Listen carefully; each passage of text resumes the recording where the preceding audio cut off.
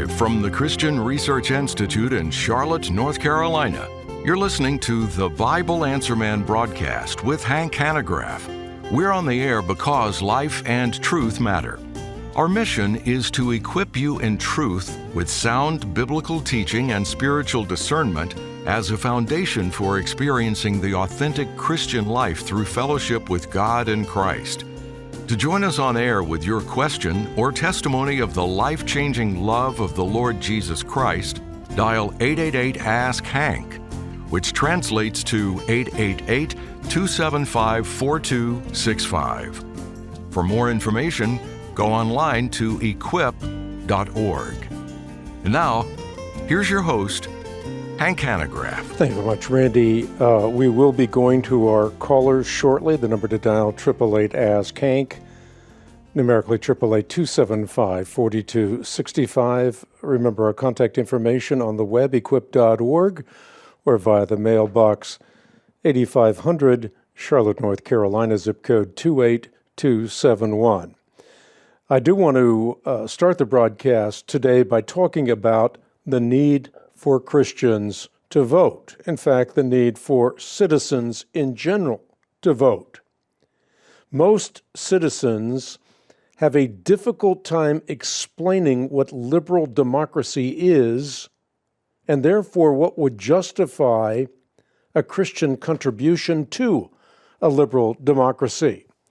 And there's a book I've mentioned on the Bible Answer Man broadcast. It's titled Politics for Christians by Francis Beckwith, that I think is highly instructive in this regard. Liberal democracies, says Frank, afford you with the liberty to worship.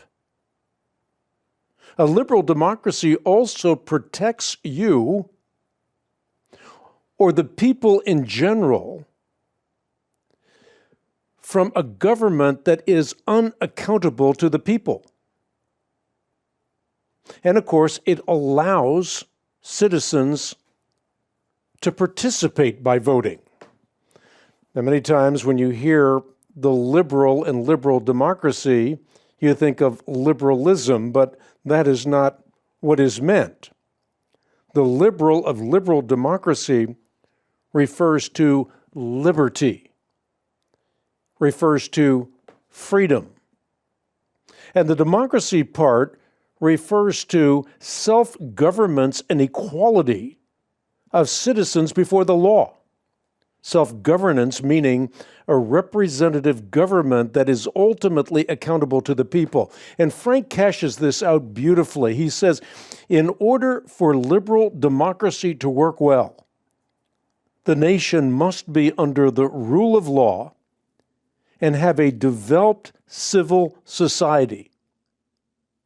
The rule of law, and not the rule of capricious and arbitrary leaders, is the structure under which the government governs and the people's rights are protected.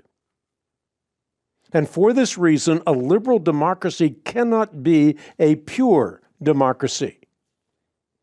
A democracy in which everything is voted on directly by the people.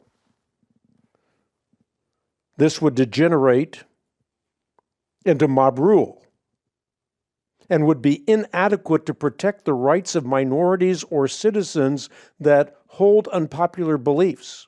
So, paradoxically, and particularly in light of the present political climate, in order for liberal democracy to work well, there must be unassailable first principles that the government or even a majority cannot be free to change. Thus, both the power of the people and the powers of different branches of government ought to be constitutionally limited, as they are in our liberal democracy, but not all liberal democracies.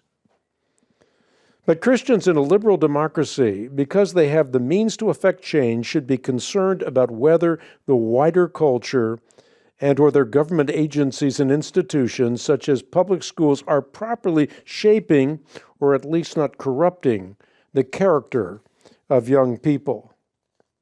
And the scriptures seem to teach that people have an obligation to understand the nature of their government and its laws and employ that knowledge so the gospel is not disadvantaged by the state. Again, Frank Beckwith has written a fantastic little book.